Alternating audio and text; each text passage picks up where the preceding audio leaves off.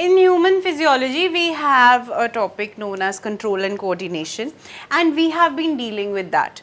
When we deal with control and coordination, we have to deal with three systems. Now, what are those three systems? First one is the nervous system, which includes the brain and its functionaries rest, which work along with it for the control of the body and its various functions.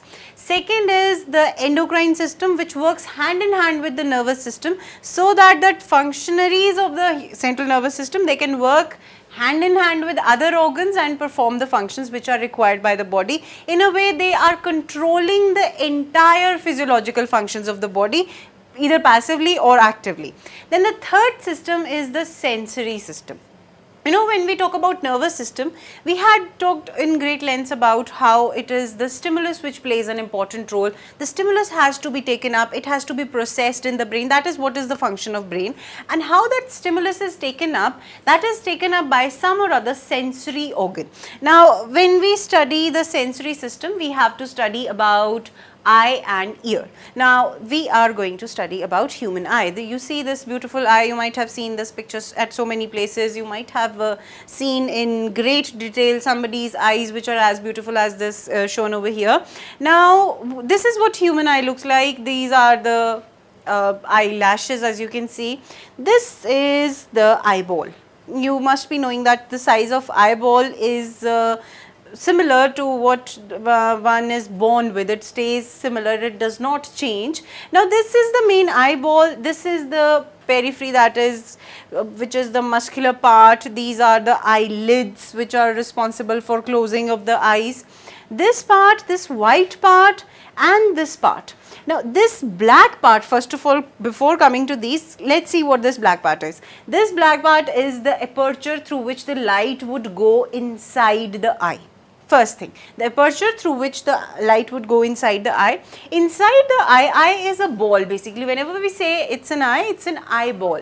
Now, in the ball, hollow ball you can say, the ball has its outer surface as this having an aperture. This is iris, alright.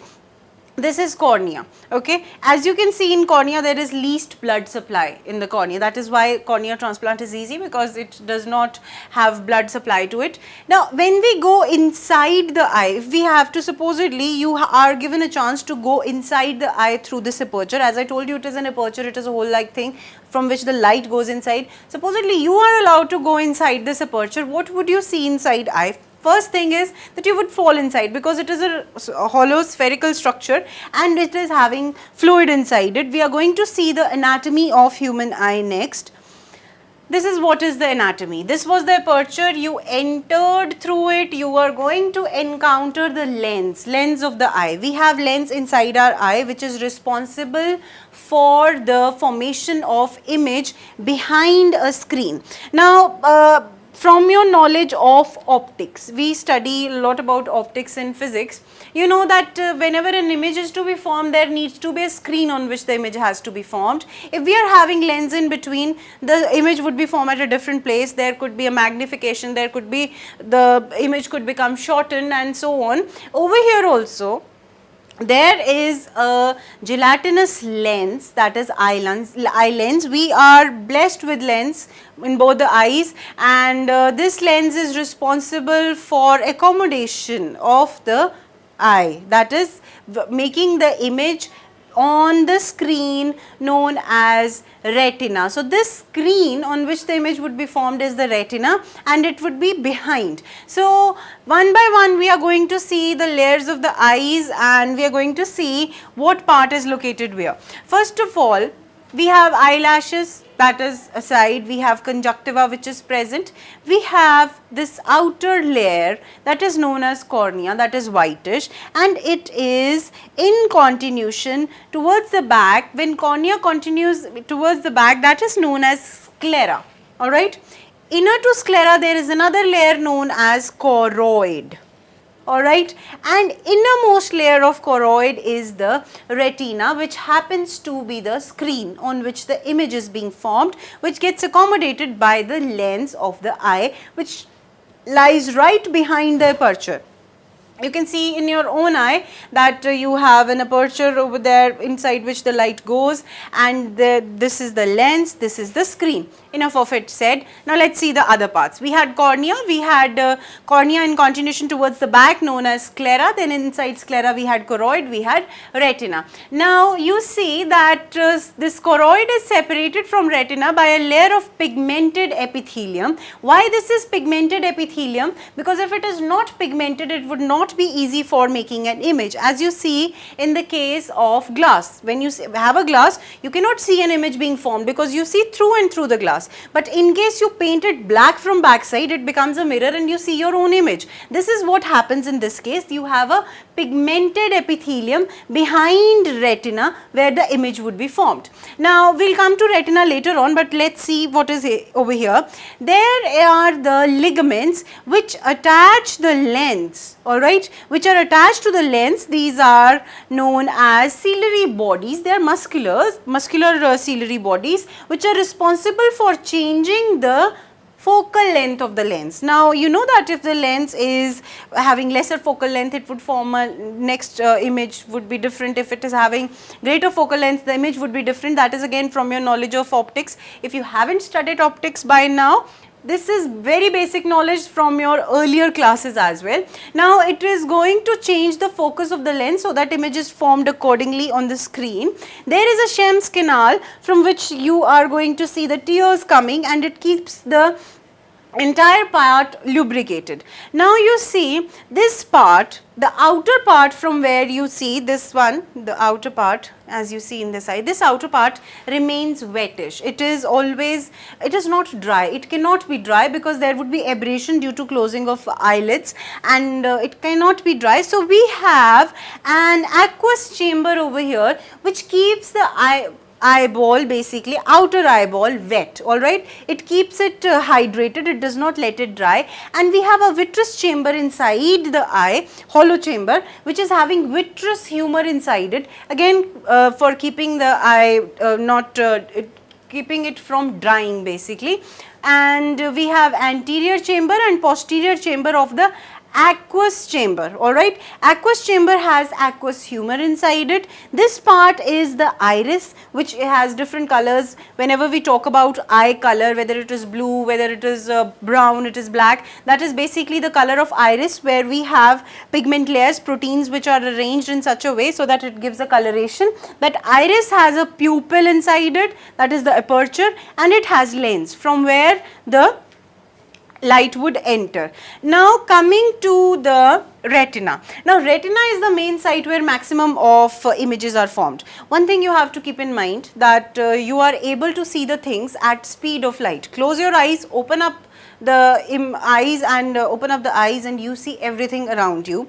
How it happens is that some light comes inside your eye, an image is formed on the retina, which is having lots and lots of receptor cells basically, which are sensible to different colors and light intensity. We are going to come to the mechanism of vision, but I am just telling you that what a marvelous organ it is basically, what a great organ I would say, which makes you see the entire world. You are seeing me as well, all thanks to your eyes.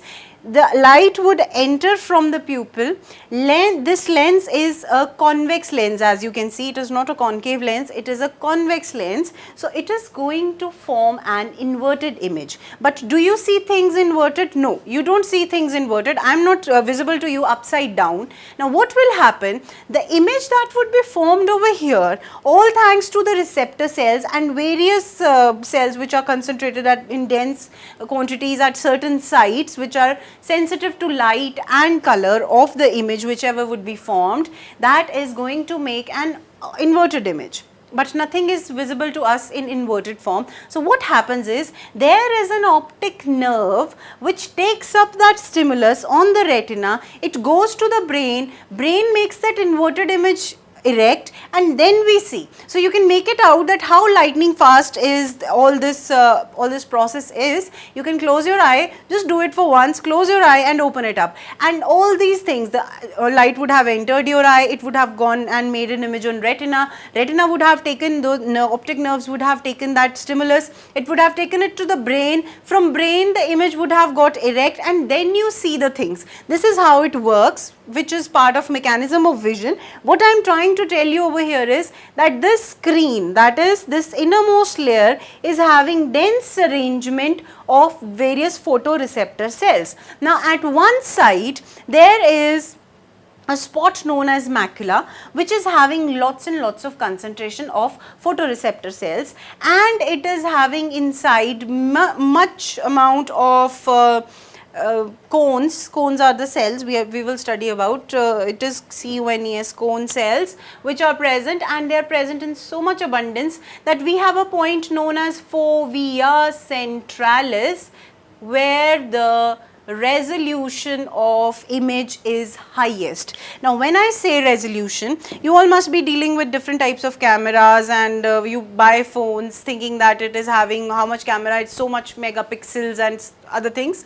Basically that refers to the resolution. Now when I say resolution, if supposedly your screen, mobile screen or your TV screen is having lots and lots of colors, you are going to get the image in a lot of clarity. The image that would be formed, it would be very clear as much as it gives you a 3D effect, three-dimensional effect. That is how you buy things. When somebody tells you, oh, this is having an OLED display, this is having this much contrast ratio, this is how you buy things. It is based on the number of colors that particular screen is having. So is in the case of retina, and in macula there is a spot known as Fovea Centralis, where the concentration of those cells which perceive the colors is maximum. So you can make it out that the image resolution would be highest at that point. Our eye is no less than a camera, it is no less than a telescope, it is no less than a microscope. You can make it out, but camera would be the best example